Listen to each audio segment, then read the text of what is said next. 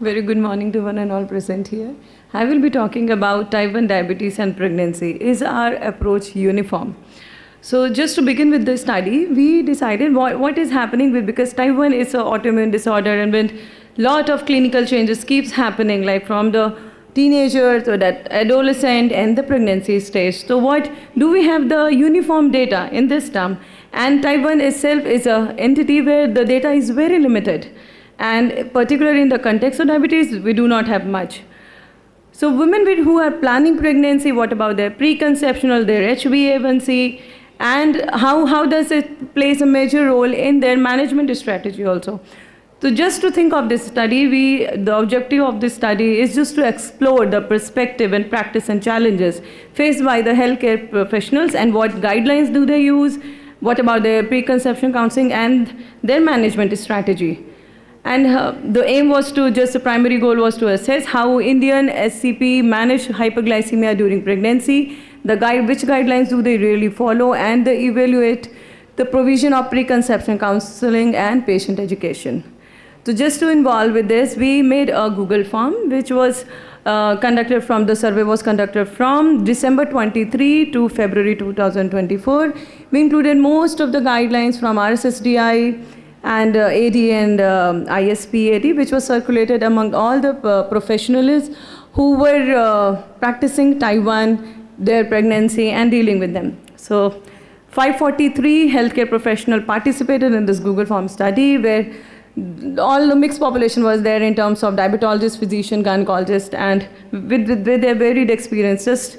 These were the results, like diabetologists and the number of physicians, gynecologists who really took participation, and with very good years of clinical experience, like fewer of them were more than 30 years, and 20 to 30 years of experience with type 1 itself speaks their experience.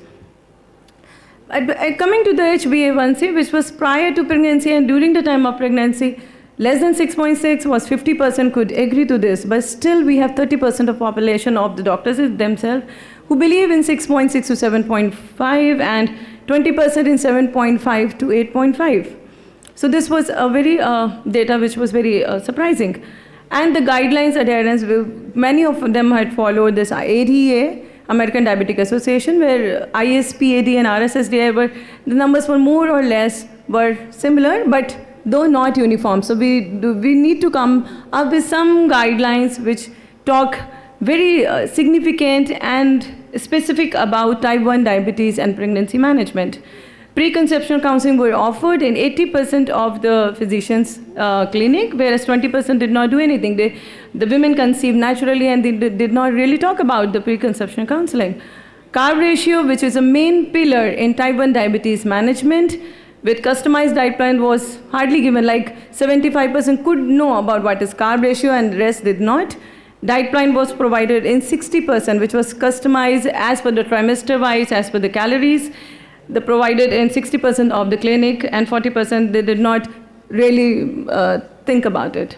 So just to conclude, the data set mirrors the complexity and diversity of medical practice in our country. We need to emphasize more on preconceptional counseling, patient education, and personalized care is much important as a need of our integrated care team should be there in all clinic where whoever is dealing with type 1, they should have a physician, nutritionist, psychologist, and all the issues needs to be addressed, especially after this postpartum depression, which is very common so even a diabetic or normal woman going through this, type 1 itself is a very challenging treatment, and top of this makes itself as very tough and crucial. So just for the discussion, HbA1c level below 7 was like, as I showed in the slide, the results were really surprising. So we need to come up with some guidelines or something which should be, which is evidence-based, I would say, without causing much hypoglycemia. The HbA1c should be maintained approx 6.5 or less than that. Women are advised to discontinue with certain medications like statin, because more than 10 years of type 1 duration, statins are usually recommended. So women who are planning pregnancy, they should be avoided with the statins or AC inhibitors. Multidisciplinary team approach is much needed in these patients. And these could be the barriers, like we do not have very trained care professional, we do not have inconsistent protocols and guidelines, poor referral system, anyway, like a pediatrician dealing with all the aspects of type 1, especially pregnancy, which is very tough. Cultural beliefs, lack of awareness, financial barriers, and transportation issues. So strength of this study is, though sample size was 542, we need more physicians who are dealing in type 1 management. Standardized methodology approach as a questionnaire was developed based on these guidelines, ensuring the relevance and validity of the collected data. So points to ponder from this study, most of the treatment was done by the physician, diabetologist, so all the gynecologists should begin to refer. This should not keep doing at their end. Collaborative approach to the holistic care is much needed. Preconceptional counseling should be focused on importance of patient education. Teaching about carb ratio and correction factor variables are much needed. So promoting CGM, mobile application, AI-based technology is much needed while anybody who is treating with type 1, physicians, and pregnancy. So just to acknowledge, these were the contributors of this study. Thank you so much for patient hearing. Ma'am, these participants who participated in this study, this is the urban data that we can think of, or this is urban? This is all over the pan-India data. Pan-India data. Yes, so we circulated the Google form, and everybody who were interested in participation, they participated. Actually, I'm interested into the Google form also. So what questions did you ask? I will share that with you. We have that. So looking into the just results will not give me the exact idea that how you looked into the patterns of healthcare professionals. So share. What do you think is a take-home message from your study? It's a multidisciplinary approach, preconceptional counseling, and carb ratio correction factors, much needed. We're still lacking at the ground level. People are still using this 30-70, which is not actually applicable in management of type 1, and we still deal with that. So proper insulin has not been advised at the time of diagnosis itself. So we're still at the ground level, and then coming to the pregnancy, that becomes more crucial when you're dealing with mother with the womb. And the glycemic control should be in control, like fasting needs to be less than 90 and postprandial less than 120 as per the DIPSI guidelines. So did you look into the factors like family support, especially with type 1 diabetes and pregnancy? So is there any kind of a question asked about the family support they are getting?